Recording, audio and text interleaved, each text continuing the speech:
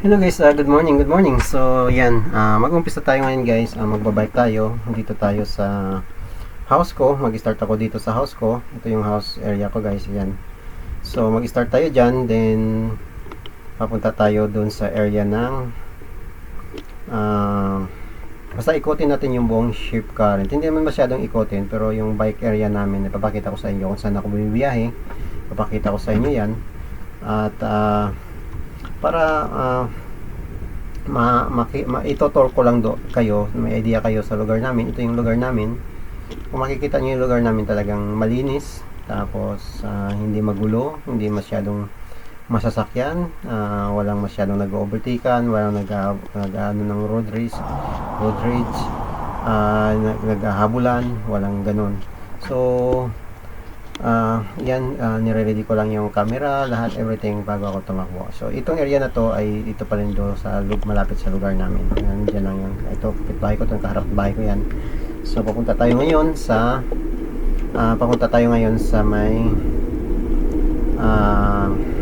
papunta tayo ngayon sa may one way doon sa one way namin sa papuntang west. Yan papuntang west namin. At kakanan na ako dyan, ay kakaliwa na ako dyan.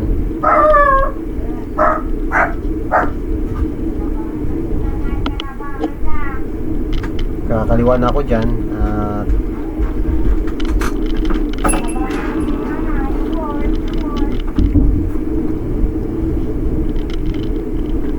Tapos pagdating dyan, kakanan ako, doon ako sa one way dadaan. So ganun lang, ipapakita ko lang sa inyo kung ano yung dinadaanan ko. Mostly ito yung most na palagi kong dinadaanan sa pag nagbabike ako, kasi itong road na dinadaanan ko wala masyadong sasakyan, saka talagang safe talaga sa pag road bike. Wala masyadong intersection, kaya ito yung gustong daanan palagi pag mag-road bike ako. Pero minsan din, pumupunta rin ako sa mga ito yung town na shift current. Minsan pumunta ako ng Success, minsan naman pumunta ako ng Herbert. Yun yung mga kalapit town namin. So ngayon, dito ako ngayon sa market. Ito tinatawag namin market. At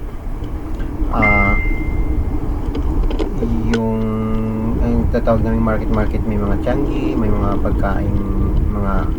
pagkain ng tininda, lutong pagkain, or mga product ng farm product, yan. Tapos mga damit, mga ganon. Ito yung tinatawag namin market yan. Tuwing Sabado yan, pupunta mga tao dyan, tapos nagre-renta sila ng may tutugtog din dyan na banda.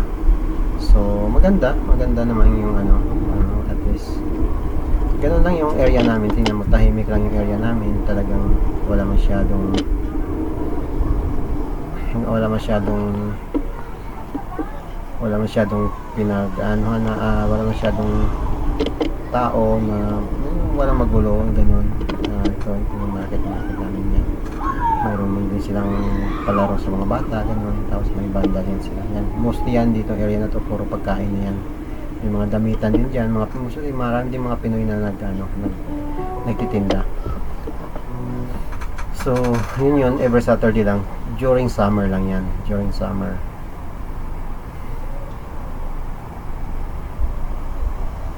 So stop sign yan, kailangan ka rin mag-stop kahit nakabike ka. Susundin mo rin yung rules ng traffic pag nagbabike ka, lalo na pag road bike. Kung go pa rin. So ganun lang, na-enjoy mo lang yung scenario.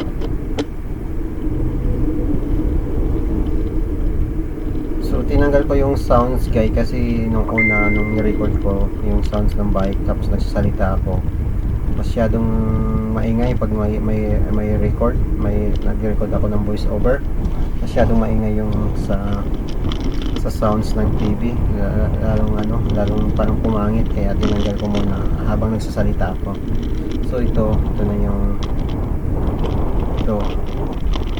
inayos ko muna yung camera ko kasi humarap sa akin ayaw ko kasing yan ako guys.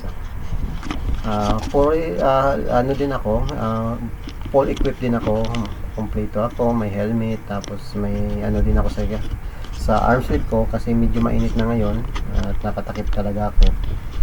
Okay naman na kung hindi ka rin magtakip, no, normal lang naman din yun. Pero itong araw na to medyo mataas yung temperature kaya mainit, masakit sa balat yung init.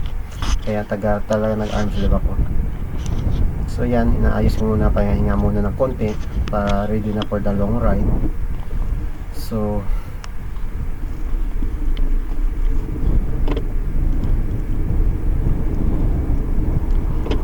ito na yung one way lane namin papuntang west. Ito yung papuntang west. Sa dulo nito ay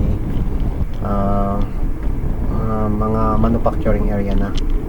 So sa dulo nito mga manufacturing area na. And babalik din ako, pupunta naman ng east. Papuntang east yun. Nakita nyo naman yung area namin dito. So kita nyo yung kalsada namin, talagang hindi katulad sa city na marami sasakyan. Although Sabado naman ngayon at umaga medyo, pero at least ano na to tanghali na to kasi dapat maaga akong mag-bike. Naka-schedule ako maaga kaso nga lang pagkuha ako sa bike flat, so bumili pa ako ng isang gulong, tapos yung na flat na interior, yun na lang yung binulcanize ko. Ayun na lang yung reserva ko, yung kinabit ko yung bago. So yun, kaya natagalan ako dito. Then,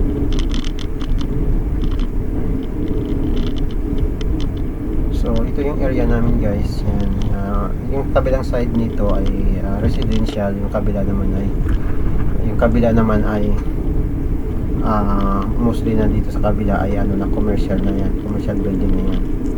So ganun, hindi naman masyadong komplikado yung area namin kasi maliit lang talaga din, hindi naman ganong kalakihan kasi ang alam ko yung population lang namin ay almost 18,000 people sa area natin. Nung dumating kami mga 16 ganun, hindi rin naman tumataas kasi maraming immigrant na dumarating, marami ding umaalis, hindi talaga siya tumataas.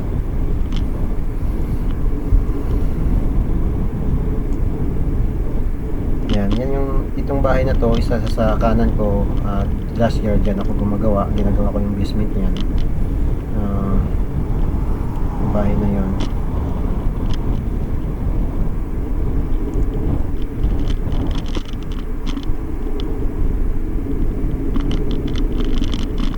So ganun lang ang ano namin dito. Ito lang yung area namin, pero tahimik. Kita nyo naman, wala masyadong, kahit Sabado wala kayong makikita masyadong sasakyan. Although kasi Sabado nga walang trabaho yung karamihan sa office, sa manufacturing, pag Sabado walang trabaho. So kaya ganito yung kalinis yung kalsada, talagang wala masyadong traffic o kunti-kunti lang talaga. Tapos yung area na to, kaya gusto ko rin yung area road na to, wala talagang, bihira lang talaga may dumadaan dito kasi papunta sa unahan na yan. Lahat na yan commercial area na yan, commercial area na ito lahat, kaya birang-bira lang talaga yung may mga sasakyan, birang-bira mo lang makikita. So yan, ito na yung start ng journey ko. Medyo alalay lang ako dito, chill lang, pero solo ride. Tapos yan yung sa kanan ko, yan, highway 1 yan. So maraming dyan, hindi mo makita sa highway 1 yan. Paglabas ko dun sa kabila, makikita nyo yung highway 1 yan. Yung highway 1 kasi yun from Toronto to Vancouver, yung dire-diretso yung kalsada na yun, yung tawag ng highway 1. Mabibilis mga sasakyan doon. Dito sa lugar namin ang speed limit nila doon sa highway 1 ay 110 kilometers per hour. So ang limit ng speed kaya mabibilis talaga.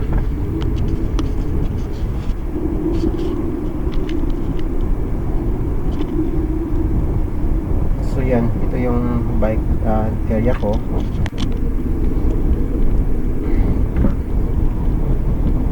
Nakikita nyo na yan lang.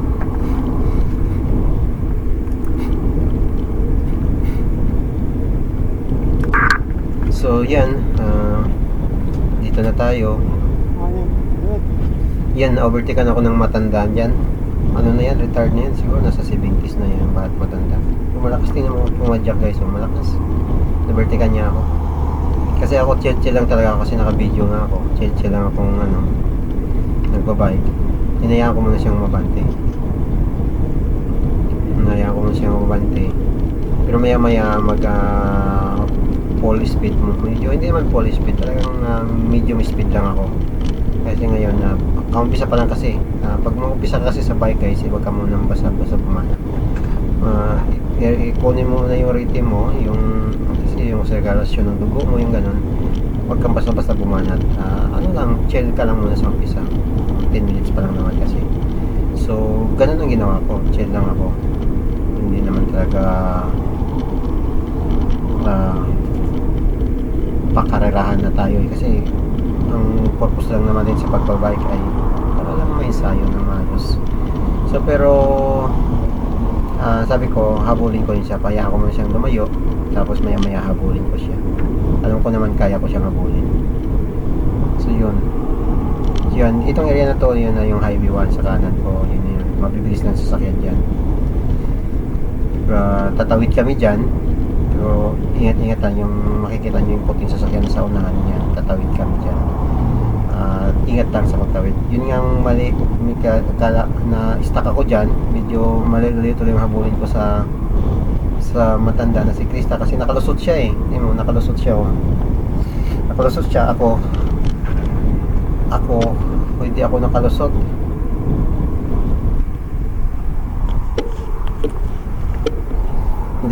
Kaya habang habulin ko yon, pero sa tingin ko kaya ko naman siyang habulin. Yun na. Pagkatapos nito, ang target ko habulin ko na siya. Medyo nag-increase na ako ng speed dito pagkatapos ng highway na to. Pagka cross ko, nag-increase ako ng speed dyan. Pero ingat ka rin sa pagtawid dito kasi talagang hindi ka sasantuhin dito sa mga sasakyan. Kasi hindi yan makapreno kasi mabilis yan. Yan sila, pre-wheeling yan sila. Hindi kaya basta iwasan lang ng ganun. Kaya ingat talaga. Pero hindi naman minsan siksikan yung sasakyan dyan sa matawid. Talaga mayroon naman silang gap na wala talaga sasakyan. Kaya makakatawid ka rin.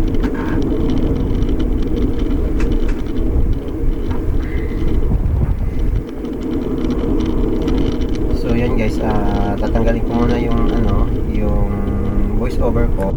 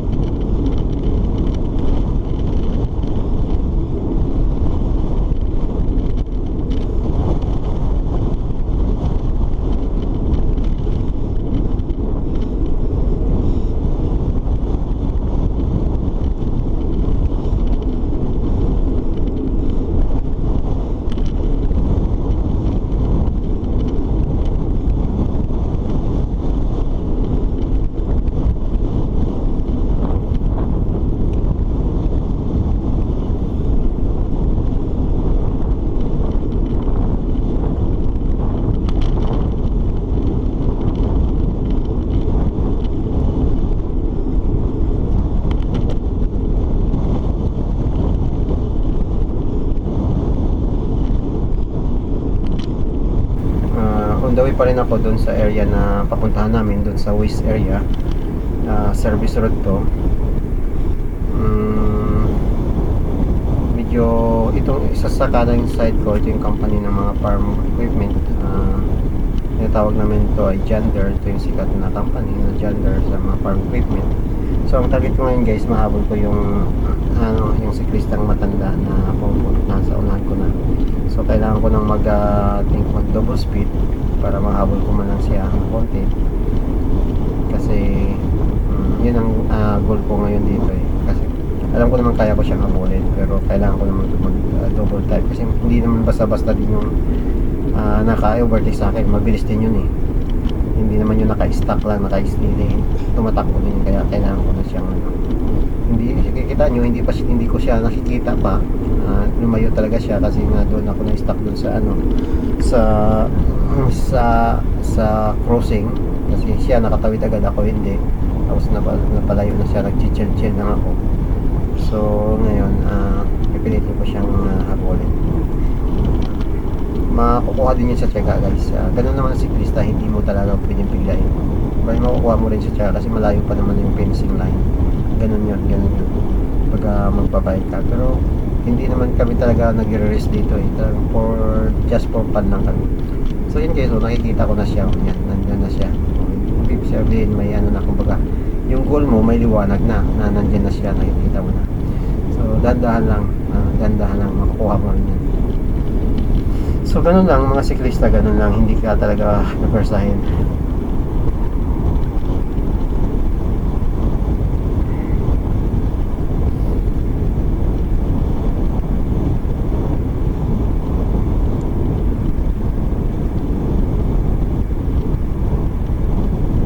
So yan yung isang siklista na malapit na rin ako, pero kita mo hindi naman ganun kasi tumatakbo din siya, mabilis din siya eh. Na-overtaken nga niya ako eh. Kaya, ay, kasi overtaken nga niya ako eh. Kaya, mabilis talaga siya. Tsaka yan, mga yan, kasi retired na sila. Wala talagang ibang ginawa ko din, magbabike na lang. Ganun din naman gagawin ko pag magre-retired na ako. Wala ko ibang gawin, kundi mag-bike at walking at saka yan, pupunta sa mga trail. Siguro sana makarating tayo sa ganung edad, diba? Natin na lang, unos Panginoon lang may alam. Yan. Kita mo yung sipa niya guys, malakas din yan, kita mo yung malakas din yan. So hindi. So yun, nahabol ko na. Dumikit muna ako sa kanya sandali, nakipagpintuan ako. Nakipagpintuan ako sa kanya. Yeah, it's better. So hindi.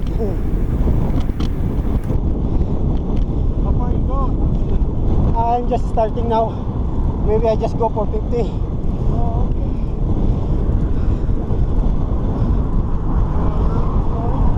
What? Yeah.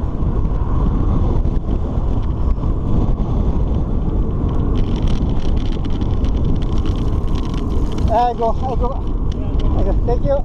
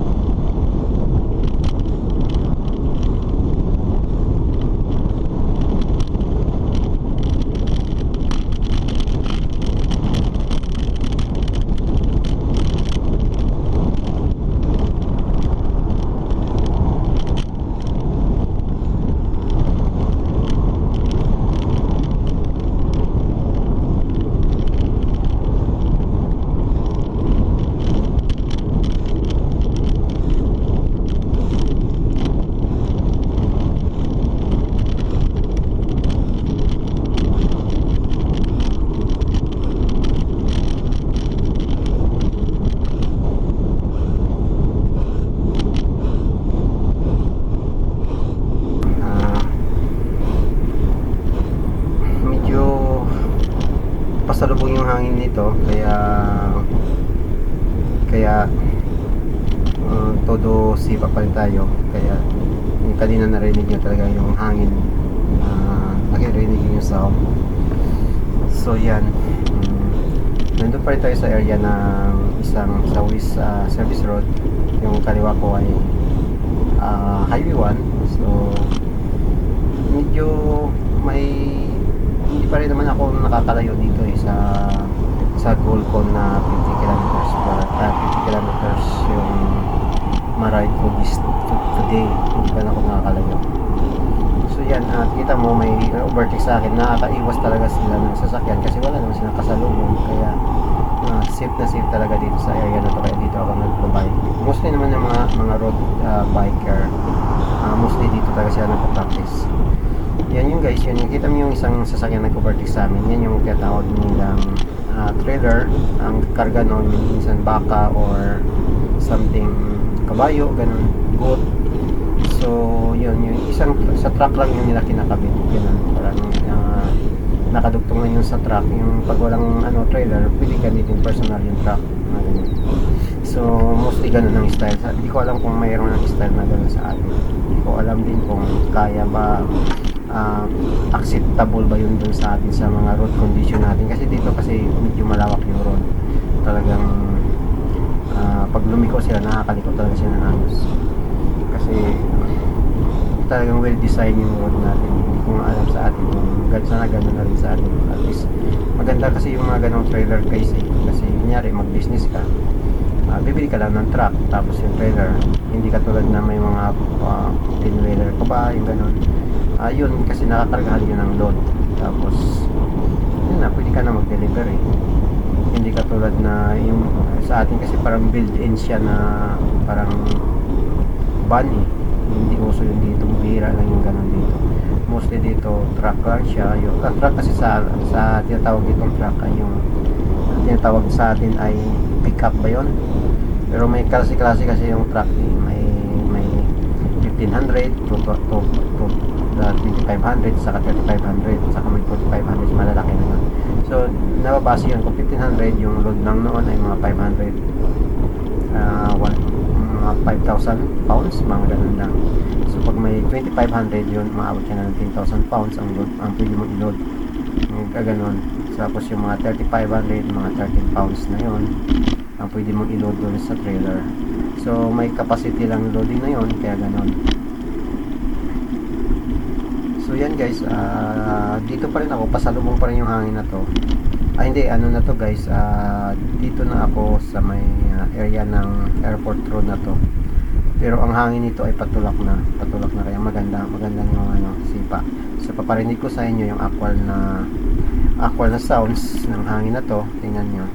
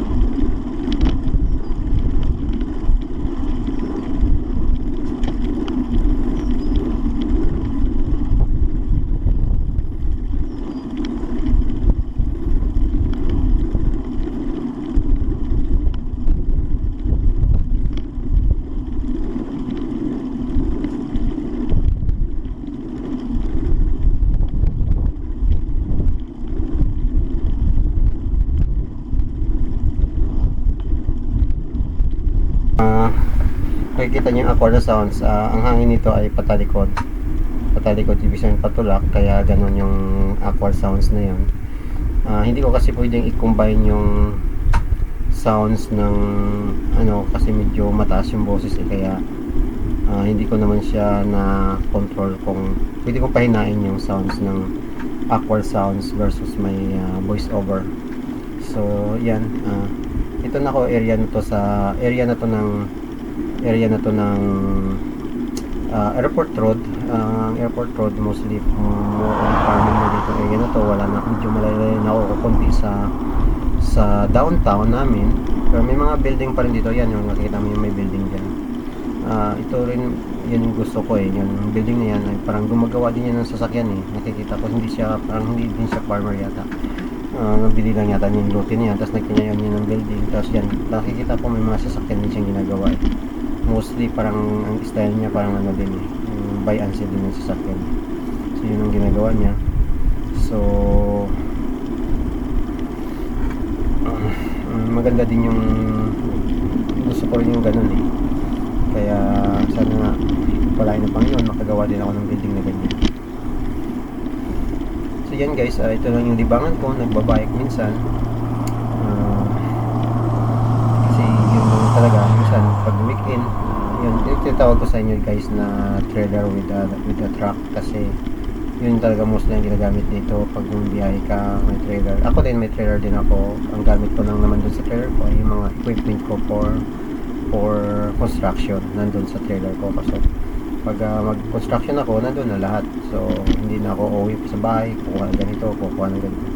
So nandun na ano ko, nakita nyo na yun eh nung ako. Pero papakita ko rin sa inyo yun guys kung gagawa ko. Ngayon siguro mamaya pagkatapos ng video na to mag organize ako ng trailer ko. So ipapakita ko sa inyo kung paano yung pag-organize. So i-organize ko yung trailer ko mamaya. Bibidyohan ko rin yun para makita nyo kung ano yung ano. So ito. So nag-enjoy naman ako guys sa pagbabike ko. Pero hindi talaga ako mostly nagbabike eh, kasi minsan wala ng oras eh. Pero pinipilit ko pa rin magkaroon ng time sa pagbabike ko, kasi yun lang naman yung magandang exercise natin, bike, running. Pero ngayon hindi na, bihira na ako nag-running.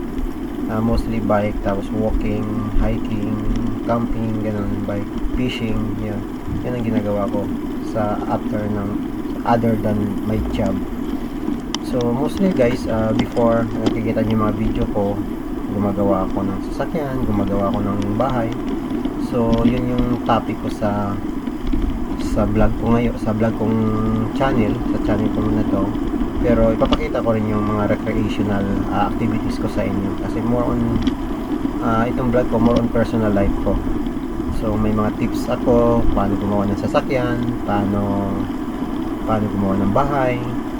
So pero sa ibang portion din papakita ko rin yung personal life ko, anong ginagawa ko. Kaya mayroon akong fishing, minsan nagluluto ako. So hindi ko lang alam kung acceptable sa YouTube yun ang ganitong sitwasyon na minsan ang focus ko ay tutorial, and pupunta ako dun sa may area ng hindi nag-tutorial. Pero more on life ko to eh. Ito yung life cycle ko eh. Ito yung life cycle ko. Gumagawa ako ng sasakyan, gumagawa ako ng bahay. So tapos ano ba ginagawa ko after ng work. So pinapakita ko sa inyo. Kaya papakita ko rin yung minsan nagka-camping kami, nag-bike, nag-fishing. So yun.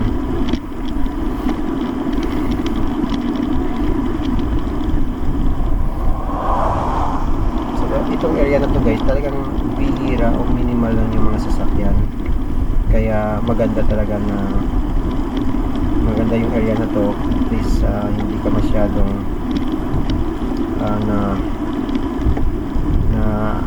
natatakot na may mag-overtake sa'yo, may magkakat. Hindi katulad sa atin kasi sa Pinas na pag mag-long ride ka, maingat ka eh, kasi hindi mo alam yung road condition sa atin eh. Minsan may biglang tatawid na aso, minsan tatahulan ka ng aso, minsan may magkakat sa'yo ng jeep kasi may ibang pasahero, gano'n mga. So dito walang ganung senaryo. Tsaka yung mga sasakyan dito talagang iiwasan ka talaga, hindi ka didikitan. Mga in fairness naman sa mga driver sa atin, talagang ganun na yung ano eh, hindi mo na masisisi yung mga driver sa atin kasi ganun na sila lumaki. Dito kasi talagang ang isang cyclist katumbas din yun na isang sasakyan. Yun ang rules dito. Kung may cyclist ka o motor rider, i-respeto mo rin siya na parang may dala din sila ng isang sasakyan. So kung one lane lang yon, hindi mo pwede siya dikitan kasi that's mean dalawang sasakyan na yon, magkakaroon kayo ng violation, di ba? So hindi mo siya pwede, bubuntutan mo lang siya. Kung may pagkakataon na overtake, kung bakante yung kabilang lane, overtake siya, gano'n. ganun ang rules dito, kaya safe talaga. Pero marami din, minsan may mga pasaway din dito, pero talagang bihirang-bihira talagang. At saka yung road na binabaykan namin talagang maluwag. So mayroon man kaming kasalubong, wala naman silang yung sasakyan, wala namang nasa likod namin. Minsan may mag-overtake sa amin, nakakapunta sila dun sa isang lane kasi wala naman silang kasalubong. Ganun yun, kaya so itong area na to guys, puro farm area na to. So yung sa kanang side ko, ito yung tinawag nilang hay, pagkain ng baka yan yata, parang hinaharvest nila yan, tapos iniipon yan, no? Iniipon yun, yung nakita mo yung nakabundle na yun, yun yung pagkain ng baka, yung hinaharvest nila, iniipon, tapos nilagay, nagbibinta din sila kasi yung mga farmer din na may baka lang din sila, diba? Tapos ito, trabaho nila, naghihi sila, tapos nile-deliver. Yung iba naman, sariling baka nila, ini-stock nila yan kasi pag during winter time, yun yung kakainin. Maganda din to i-apply sa atin, yung ganitong setup. Yung baka nila pag summer time, minsan nakagalaw yan, pero pag winter time, bihira lang silang gumagalaw. Tapos pinapakain nila, binubuksan nila yung mga hini yan, pinapakain nila, kahit patay na kahit umabot na yata ng 1 taon yan nakakain pa rin ng baka Hindi ko lang alam kung applicable yan sa atin sa mga kambing, kung kinakain ng kambing, kung umabot ng ilang taon, tuyo-tuyo na, kakainin ko ba ng kambing. Hindi lang ako sure. Pero maganda yung setup nila sa farming dito. Minsan natatakot sila pag yung drought na, yung may nangyari yung dito year kasi mga year 2017 ba yun, na drought na yung kasi kulang sa ulan. Yung hay nila hindi masyadong lumaki.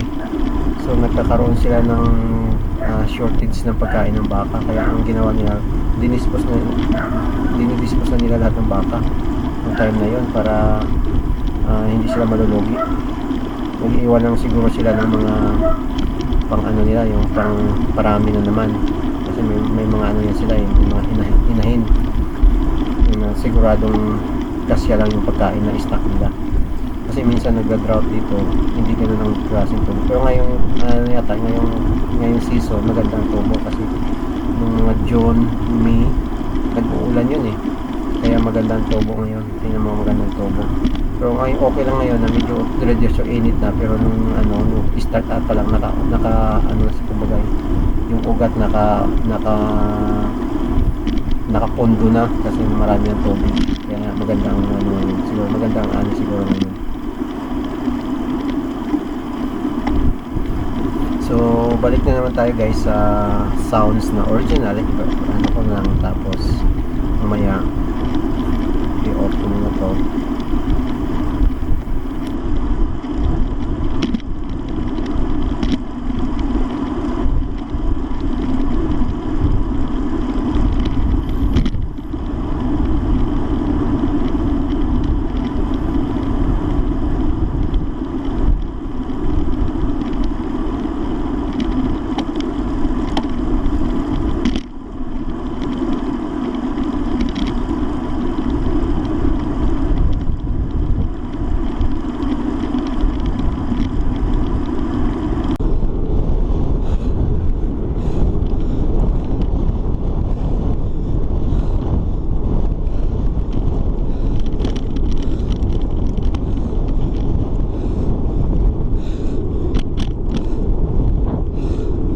So guys, itong nasa kanan ko, ito yung farm equipment, no? Yung nakapula na yan, yun yung mostly yung mga ginagawa namin. Mga tangke, mga seeders ang tawag nila dyan guys, seeders. Yun. May tangke siya para sa mga seeds. Tapos may pang-araro na rin siya. So pag dinanan nila yung farm, diretso na yun, inararo nila, tapos nagbabaon sila ng seeds. Yun yung tinatawag nilang seeders. So malaki yon, equipment na yon, sobrang laki. Kasi bumubuka din yung mga pang-araro niya. Ang concept lang noon, parang araro din siya pero marami. Yung sa atin, sa Kalabaw, di ba, isa lang yung araro. Yung sa kanila, parang style din araro. Ganun din ang style naka-araro din, pero halos 100 siguro yon nakalatag na ganun sa daan at naka-araro din. Tapos sa huli noon, nag-iiwan sila ng seeds. Nag-iiwan na sila, kaya may tangke siyang malaki. May tangke siyang malaki, kaya yun ang tinatawag nilang seeders. Kaya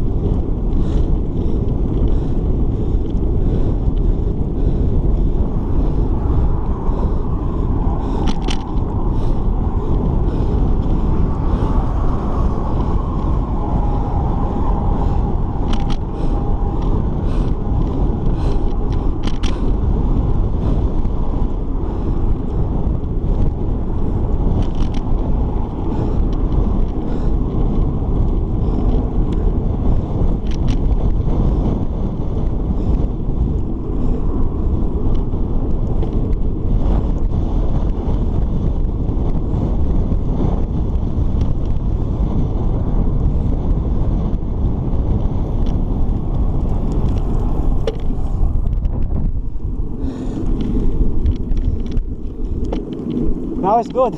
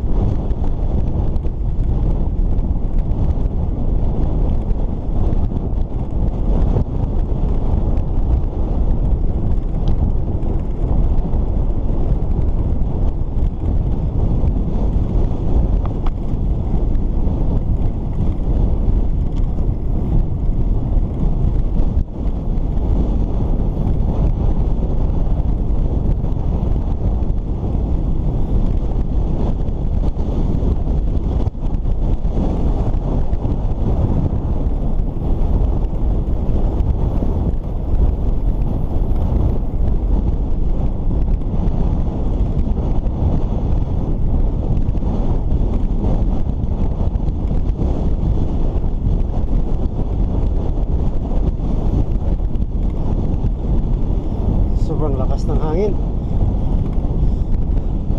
Pasalubong.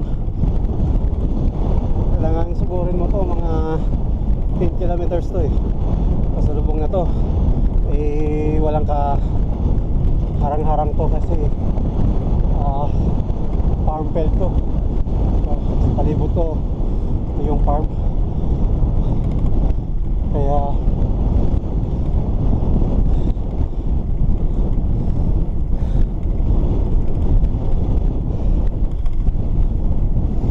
malapit na mag-harvest guys, so kasi medyo dilaw-dilaw na konti yung ano, pag maninilaw na yan, harvest na nila.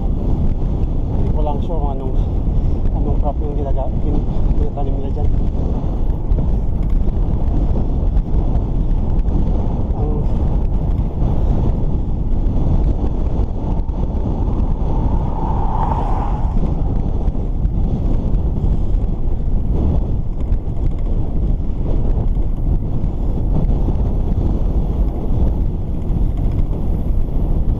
Sobrang lakas ng hangin. Nasa 14 to 15 kilometers per hour lang takbo ko. Hirap. Kanina nung pabalik, papunta, mga nasa 38 to 40 kilometers per hour ako. Pero ngayon, sobrang lakas pala ng hangin. Kaya pala ang lambot pa dyan nung pabalik, papunta. So, ito yung farm area dito guys. Yan. Ito yung farm area. Sa outside na to, sa town namin. Yung town namin ay shift pa rin. Outside na to. Sobrang lakas talaga sa lubong. Dandaan lang. Makakarating rin tayo sa pararoonan. Kita mo yung sipol ng hangin, lakas. Oh, kaya naman. At least gumagalaw.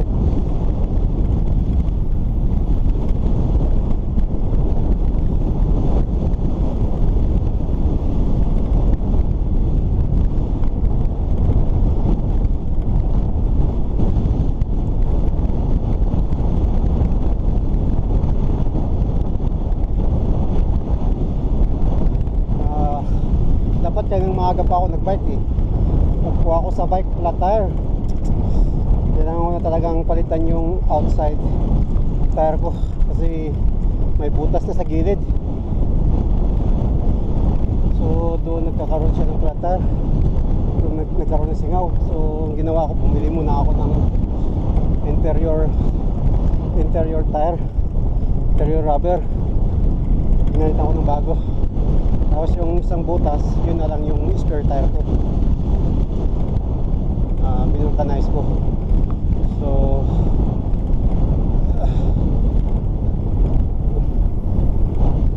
kaya medyo tinanghali ako. Tumira ngayon. Kasi dapat maaga ako kasi dapat makauwi ako ng mga 10 o'clock para makagawa pa sa bahay. Marami akong gawain sa bahay guys. Gawa ko ng mga sasakyan. Pero for now, hindi mo na ako tumatanggap ng mga customer. So yung focus ko ngayon sa bahay lang. Kung ano yung ma-improve ko sa bahay, tapusin lahat ng sasakyan, i-dispose. Tapos house improvement na ako sa bahay. Hindi ako kumukuha ng customer for now. Napagod na ako sa kukuha ng customer.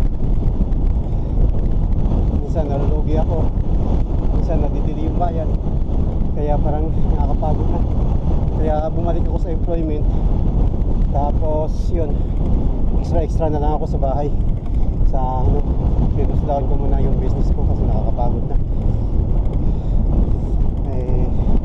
Yun muna ginagawa ko.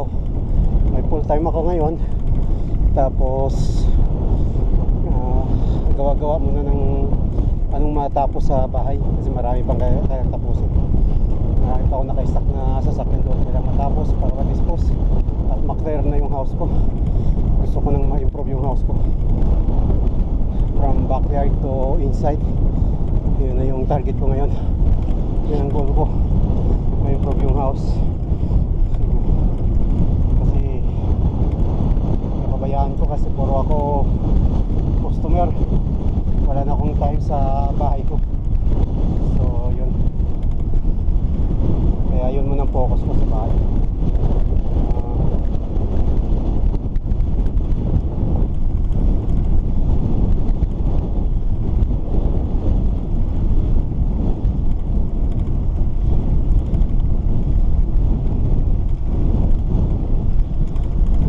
Yan, mabagal talaga ako ngayon. Nasa 14 to 13 kilometers per hour lang ang takbo ko. Sobrang lakas ng hangin. Pero ini-enjoy ko lang naman. Ini-enjoy ko lang naman yung scenery dito sa farm area. Ito pala tinatawag naming road na to. Magandang road to kasi pag mag-training ka sa bike, yung road na to kasi diretso to. Wala masyadong sasakyan. Ito yung tinatawag naming airport road. Ito yung airport road kasi nandito yung airport namin. Pero yung airport namin hindi pang malakihan, maliliit lang na aeroplano. Walang commercial airplane dito. Maliit lang to.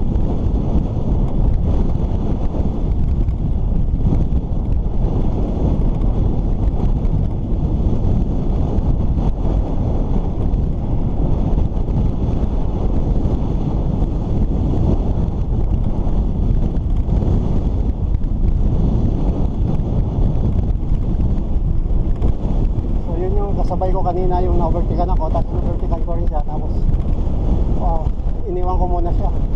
So ngayon nagkasalubong kami.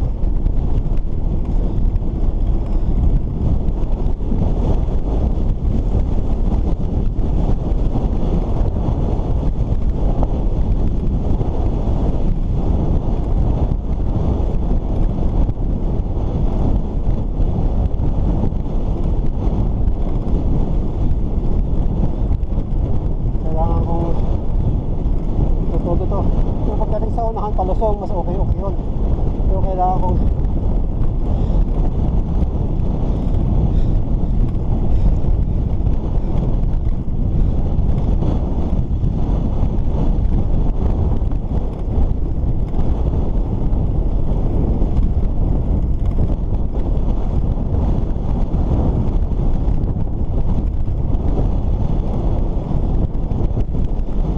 sobrang talagang lakas ng hangin.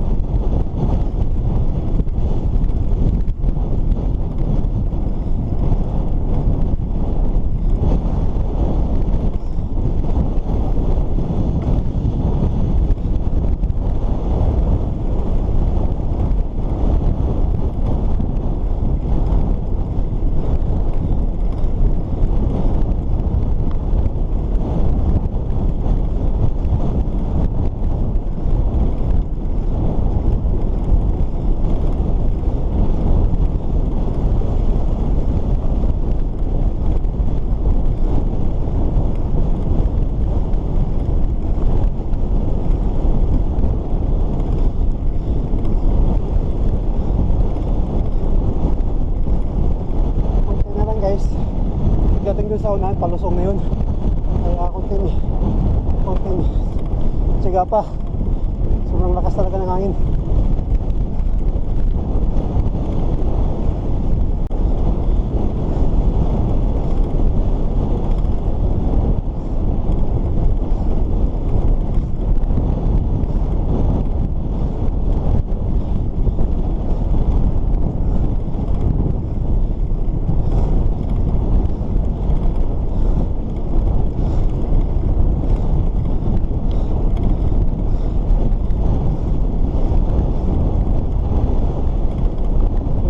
Guys, ito yung airport road namin.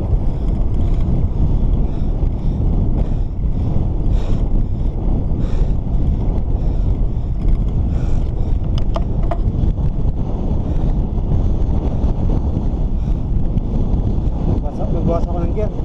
Sobrang bigat. Pasalubong talaga yung hangin. Tumatayo na ako guys. Sobrang bigat. Pagkatan.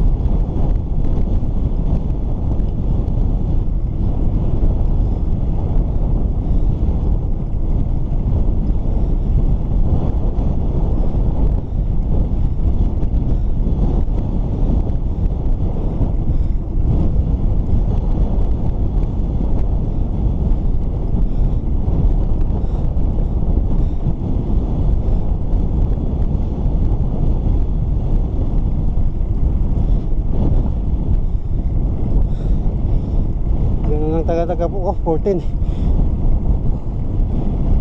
Kahit paano gumagalaw naman.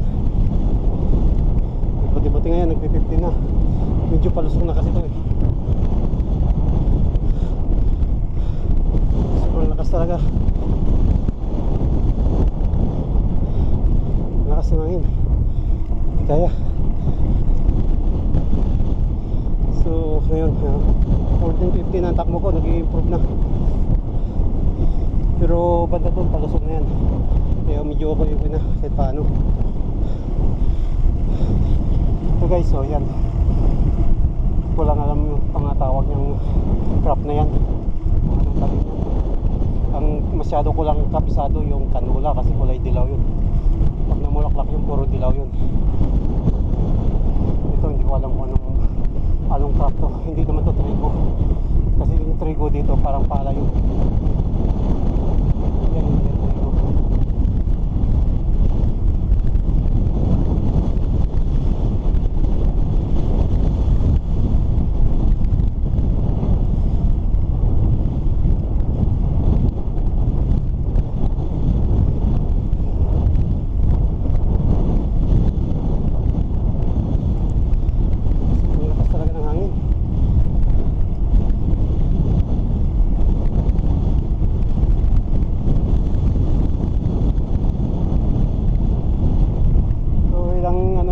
Kilometers na lang palusong na tayo. Tapos bubutan tayo sa downtown. Sa downtown hindi masyadong malakas kasi marami na nakaharang ng mga building. Dito talagang open field. Kaya pag may hangin talaga malakas. Kaya ganun ka dito. Pero okay na. Medyo nag-improve na yung speed ko. 16 na ngayon. Dating 12, 13, 14 na ngayon naging 16. Medyo okay na. Palusong na siguro to konti. Pero mabigat pa rin padyakan.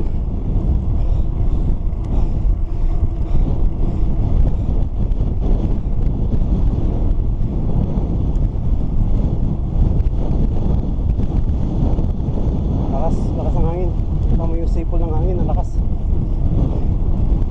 So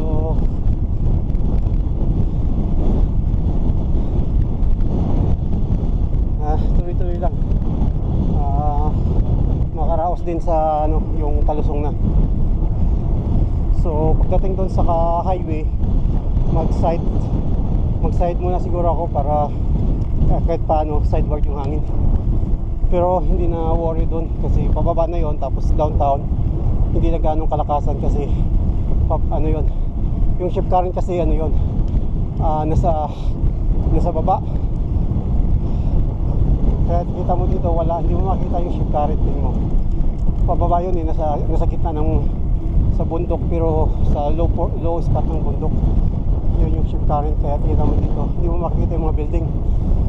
So pagdating ko sa downtown, pababa yun, hindi masyado ganun kalakas yung hangin. So okay naman, nag-improve na yung speed ko, naging 16 na 16.5. That's good. Paano, pero lumakas na naman 15. Yan mo, ang lakas. Parang bagyo. Parang signal number 2 sa atin. Pero kalakas ng hangin dito kasi tingnan mo naman yung lawak niyan. Walang harang-harang. Kaya pag may wildfire dito, ang bilis kumalat yung sunog dahil sa sobrang lakas ng hangin. Tuyo-tuyo, tapos malakas yung hangin, talagang kakalat yung apoy. Hindi na kayang pigilan. Ganon dito yung wildfire. Buti na lang sa lugar namin talagang walang puno kasi yun yung mga umaapoy yung mga pine tree na yan. Siya, flammable. Kahit buhay na buhay yung kahoy na yan. Yung dagta kasi yan parang gas. Yung ginagamit namin sa yung sugatan lang namin yan. Manguha kami ng dagta pag mag-camping kami.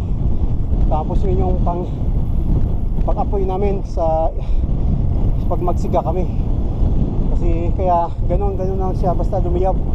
Kahit buhay na buhay siya na kahoy, pag mag-wildfire, liliyab yun. Yung mga ganung puno. Hindi ko alam bakit ganun yung dagta niya. Talagang may gas content. Talagang nag-aapoy. Yan, nakikita mo yung tao namin sa ilalim, sa baba kasi sa low spot ng belt, kaya hindi masyadong mahangin pagdating sa amin.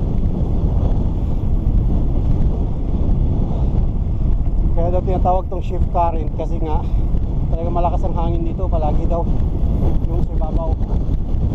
Kaya tinatawag tong shift current daw, sabi ng mga matatanda dito. Ito yung mga equipment ng farm guys, so yan.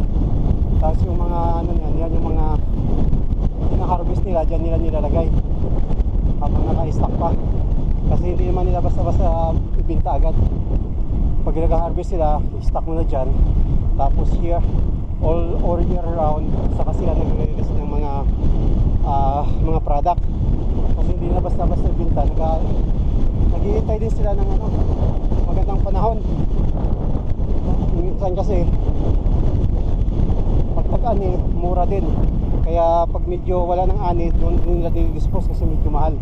Ganon din ang style nila dito. Kaya yung mga yan, yung pin na yan yung istakan nila. Yan yung istakan nila sa mga ani nila. Kasi maganda ng mga equipment nila. So ganito kalawak na farm guys. Mga family lang ang tatabaho dyan. Member of the family lang. Wala silang mga empleyado masyado. Kaso nga lang ang mamahal ng nila, equipment. Kaya pag bagitong ka farmer dito, kaya mababaon ka sa utang. Kasi million yung mga equipment nila bago ka makapag-start ng farming. Kaya mahirap din mag-start ng farming. Itong mga to established na to mula sa mga ninuno nila, pasa-pasa lang. Kaya yan, naka-establish na sila. Pero kung mag-umpisa ka pa lang, malabo. Kasi million yung equipment nila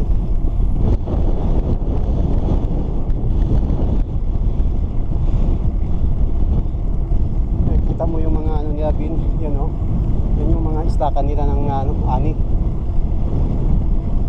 Tapos government yata ang nagko-control din sa presyo ng ani nila.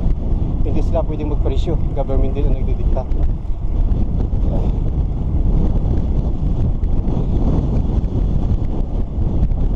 Alam ko nga, bawal silang magtinda kasi malapit lang kami sa US Pwede lang i-travel yung product nila sa US Pero pagkaalam ko, bawal silang mag-travel yung product doon.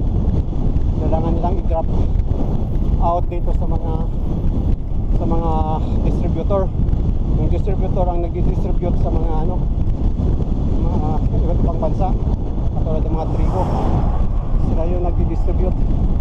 Ganun ang style dito. Hindi sila pwedeng basta-basta magbenta. Government din pag na subsidized din sila ng government. So guys, ito yung dilaw na nakikita nyo yan. Ano yan? Hay. Yung hay na yan yung pagkain ng baka. Inaani nila yan. Tapos niro-roll nila yan. Tapos iniipon tuwing winter. Kasi sa winter wala pagkain ng mga baka. So yan yung nakain ng mga baka. Aanihin nila yan. Yung tinatawag nilang hay. Binibili din yan dito. Pero bante lang puntahan nila.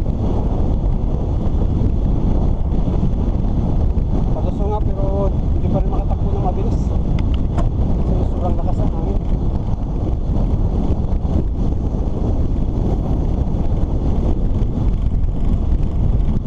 Yan lang, sobrang lakas. Hindi pa rin tayo makatakbo ng mabilis.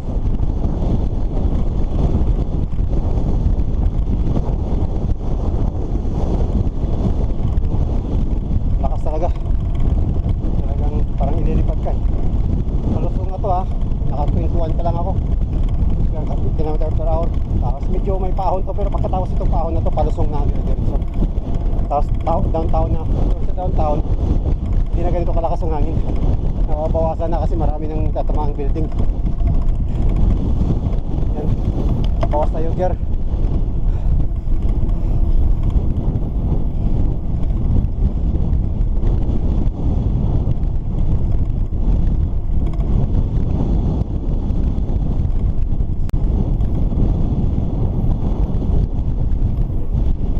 Ma-overtaken ako ng matanda. Ayun na, in-overtaken ako, pero in-overtaken ko rin siya, nakakahiya, matanda na yun. Nakaka-overtake sa akin. Kaya in-overtaken ako, tapos nung iniwan ko muna siya. Tapos sabi ko, mauna muna ako. Pero malakas pa rin yung matanda.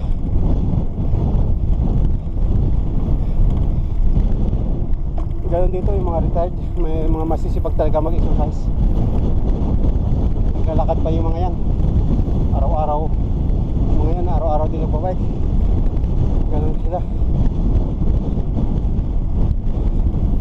Maganda naman talaga kasi yung nagbabike ka o naglalakad pag tumanda ka, kasi nga kailangan mo mag-circulate yung lahat ng ano mo, yung muscle at saka yung dugo, circulate at least natatanggal yung mga taba-taba sa katawan. Maganda talaga na continuous moving. May malakas dito si Krista guys, mga ano na yon, edad niya mga 65 na yata. Malakas pa rin. Araw-araw yun nagbabike. Nagkatrabaho lang yun sa office niya. Kasi since office niya yun, boss siya doon, siya yung may-ari. Lumalabas siya ng mga alas 2, nagbabike siya. Tapos balik na naman siya sa office, trabaho ulit. Ganoon ang style niya.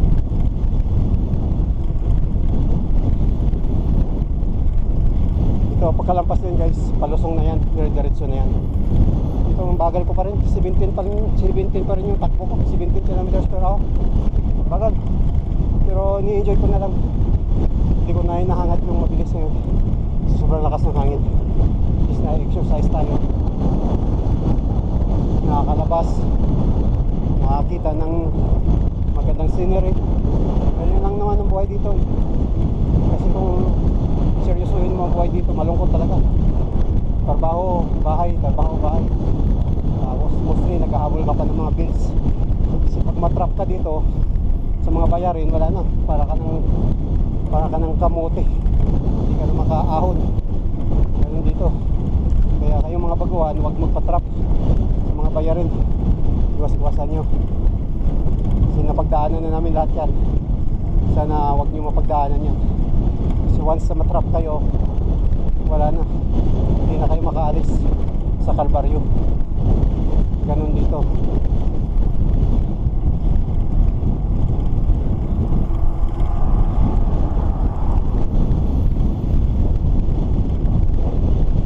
Yan, palusong na to guys. Palusong na yan yung town namin. Sa baba, sa low spot talaga yung town namin. Kasi makikita mo, low spot talaga siya. Kahit paano pagbaba dyan, hindi na ganun kalakas yung hangin. Ito palusong na sana to, pero maganda sana palusong, mabilis sana to, pero ganun pa rin, mabagal. Minsan 90 lang ako. Pero mag-change gear na ako. Mag-high gear na ako kasi palusong na. Yan.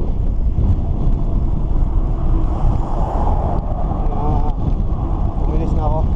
Nag-25 na ako. Palusong na to eh. Samantalahin natin yung palusong para makakuha tayo ng volume doon sa baba. Kasi kung babagalan natin, wala.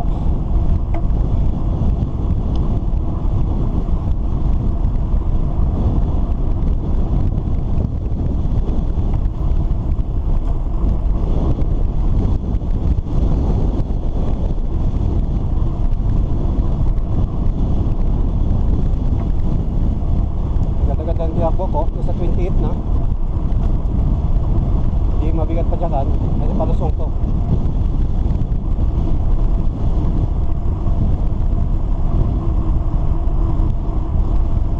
So pagkatapos siguro ng dito, mga 10 ikot lang ako doon sa plaza. Tapos sabay uwi na. Malakas pa rin yung hangin. Bumaba na tayo.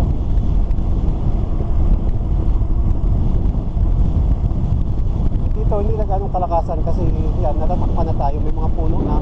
Yan, may mga puno. Ito yung mga pine tree guys dito sa kanan ko. Ito yung lumiyap pag wildfire. Lumiyap yan. Yung dagtaan talagang hindi ko alam yung kahoy yan. Bakit? Pag nasulog talaga lumiyap yan. Pero ano po, buhay na buhay pa yan. Lakas pa rin yung hangin. Ito pala yung area ng risk research center dito sa lugar namin.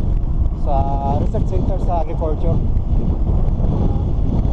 May mga dayuhan din dito nag-aaral. Minsan may na-meet kaming Japanese na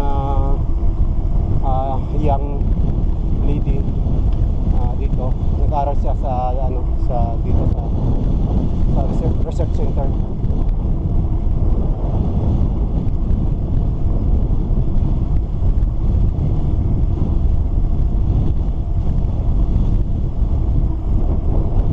Okay na dito, ano pa rin, nawala na yung palusong. Sa flat area na tayo, pero at least nakakatakbo na ako ng 21. Yung sinasabi ko kasi sa downtown area na tayo. Hindi na ganong kalakasan yung hangin. Pero may ramdam mo pa rin, pero hindi na ganong kalakasan. Kasi marami na siyang binabagaan. Hindi katulad sa area na wala talaga. Yan, nakakatakbo naman ako ng 22. Okay na yan.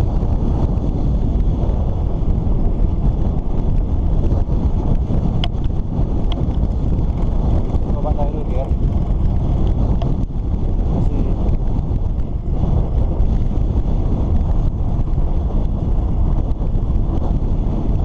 matigas pa rin. Mahangin pa rin talaga, pero hindi na ganun doon sa katulad sa taas na sobrang lakas.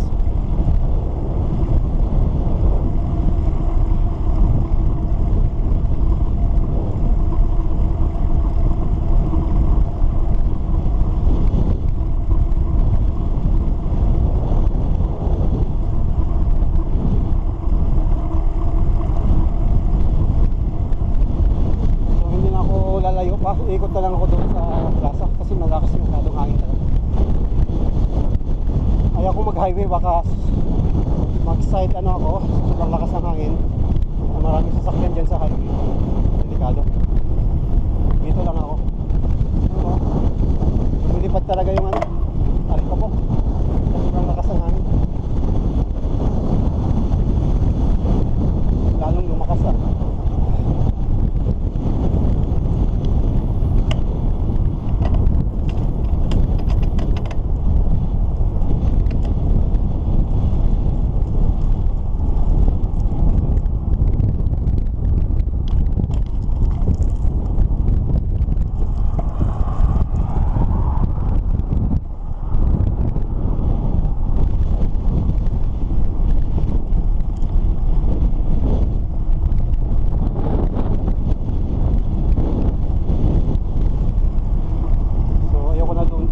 kasi malakas talaga yung hangin. Delikado. Baka sumimplang tayo.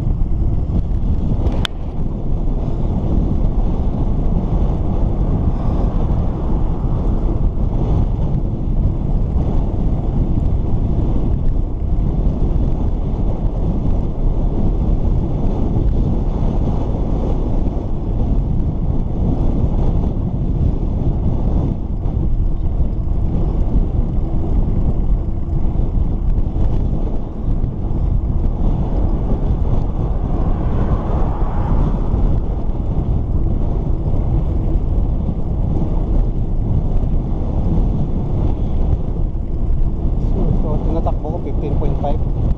Ano, malapit na sa bahay, pero daan muna ako sa plaza, ikot muna ako siguro ng ilang ikot.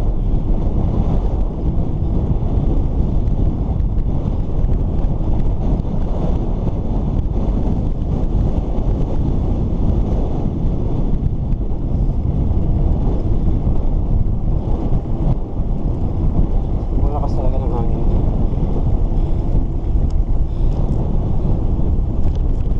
Sumakit pa yung paa ko kasi mali yata ng pagka ko mahigpit masyado.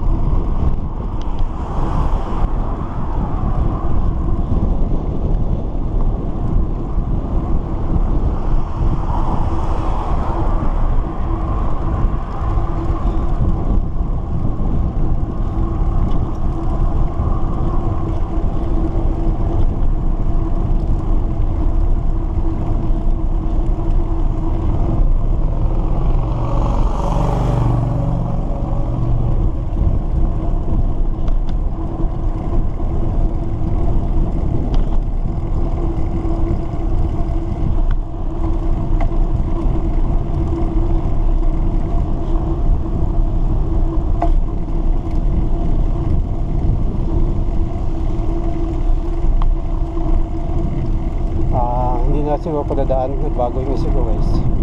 Uwi na ako. Kasi manunod pala ako ng ano, sa market. May tutugtog na yung mga Pilipino. Dadaan ako ngayon doon. Tapos pagbihis lang ako, baba ko yung bike. Tapos punta ako sa market.